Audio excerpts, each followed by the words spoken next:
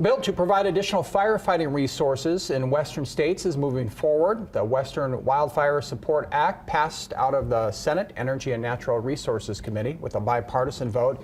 It's proposed by Senator Catherine Cortez Masto. The legislation looks to provide cutting-edge firefighting equipment while creating new trained programs for federal and local firefighters. I'm very proud, and I think this is unique to Nevada.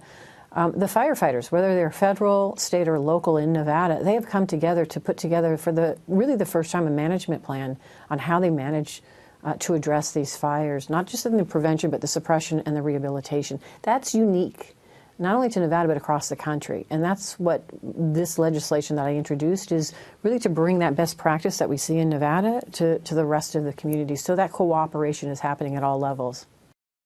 Senator Cortez Masto has led past efforts to support Nevada firefighters, including a pay raise last year. Her office says wildfires have burned more than 8 million acres in Nevada over the past 20 years.